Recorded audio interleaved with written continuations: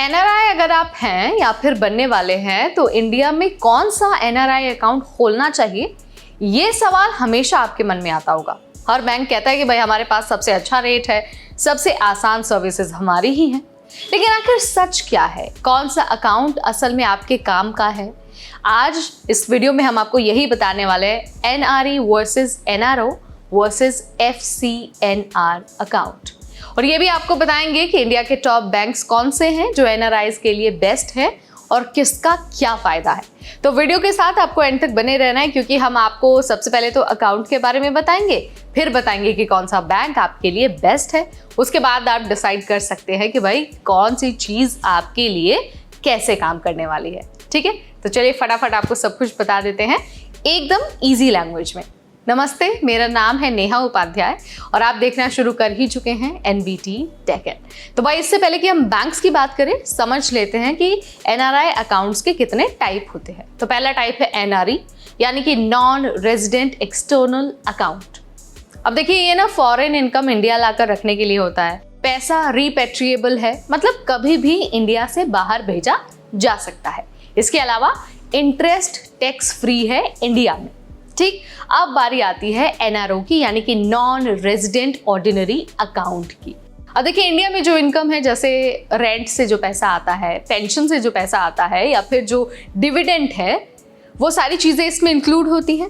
पैसा इंडिया में फ्रीली आप इस अकाउंट के थ्रू यूज कर सकते हैं। रिपेट्रिएशन लिमिट है और इंटरेस्ट पर टैक्स लगता है। अब बात कर लेते हैं थर्ड टाइप की, वो है एफसीएनआर, यानी कि foreign currency non resident account. इसमें क्या होता है, पैसा डॉलर, पाउंड, यूरो जैसी फॉरेन करेंसी में रखा जाता है। एक्सचेंज रेट रिस्क से आपको बचाता है। इसके अलावा ये बहुत सेफ ऑप्शन है अगर आप पैसे का जो फ्लक्चुएशन है उससे डरते हैं तब। अब ये देख लेते हैं कि भाई इंडिया के टॉप बैंक्स कौन से हैं एनआरआईज के लिए। तो देखिए सबसे पहला बैंक है आप सबका फेवरेट एसबीआई, यानी कि स्टेट बैंक ऑफ इंडिया। अब देखिए ये तो इंडिया का सबसे बड़ा बैंक है, वर्ल्ड वाइड इसके ब्रांचेस हैं। इसके अलावा इसमें जो रेमिटेंस सर्विसेज है ना, वो बहुत इजी होते हैं।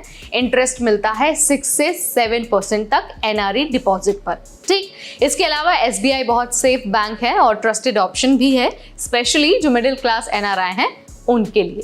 इसके अलावा जो दूसरे नंबर पर टॉप बैंक है वो है एचडीएफसी।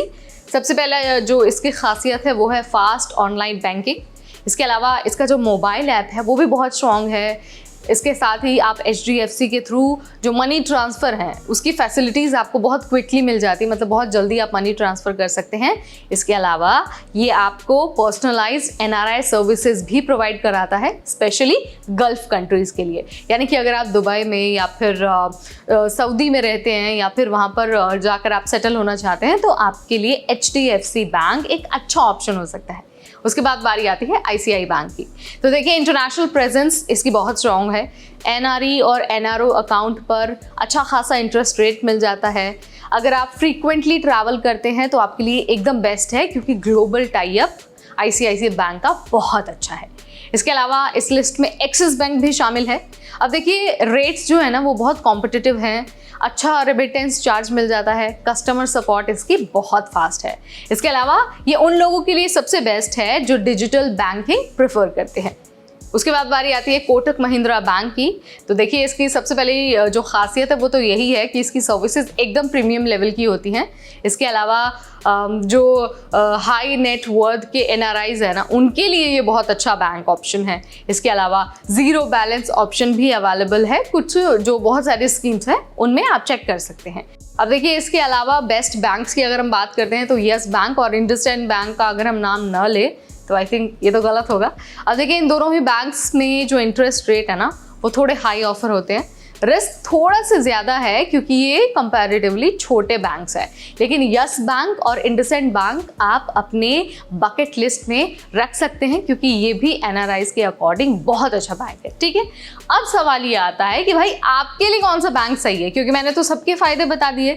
सारे बैंक्स तो अपने आप में बेहतर ही हैं और सब दावा भी करते हैं कि भाई हम बेस्ट है, हमारे में ये क्वालिटी है, फास्ट प्रोसेसिंग है, इसके अलावा हम आपको प्रीमियम सर्विस देंगे, रेट्स जो है वो बहुत हाई है। लेकिन आप एज अ एनआरआई ये कैसे डिसाइड करेंगे कि आपके लिए कौन सा बैंक बेस्ट है?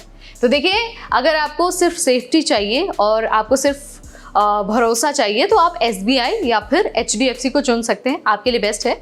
लेकिन अगर आप टेक सेवी हैं और आप चाहते हैं कि भाई सर्विसेज मुझे एकदम फास्ट मिले, तो आप ICICI बैंक को चुन सकते हैं या फिर आप एक्सिस बैंक को भी चुन सकते हैं। इसके अलावा अगर आप हाई इंटरेस्ट रेट चाहते हैं तो यस बैंक या फिर इंडसइंड देख सकते हैं, लेकिन यहाँ पर रिस्क थोड़ा सा ज़्यादा है तो आपको चीज़ों को ध्यान में भी रखना होगा। लेकिन इसके अलावा अगर आप बिजनेस क्लास के NRI हैं तो कोटक महिंद्रा आपकी ज़रूरतों के हिसाब से बेहतर है। और हाँ, हमेशा ध्यान रखना है कि कौन सा अकाउंट आपको चाहिए, ये आपको पहले से डिसाइड कर लेना है। फॉरेन इनकम अगर आप ला रहे हैं तो NRE अकाउंट आपके लिए होना चाहिए। इंडियन इनकम अगर आप मैनेज करना चाहते हैं तो NRO अकाउंट आपके लिए बेहतर है।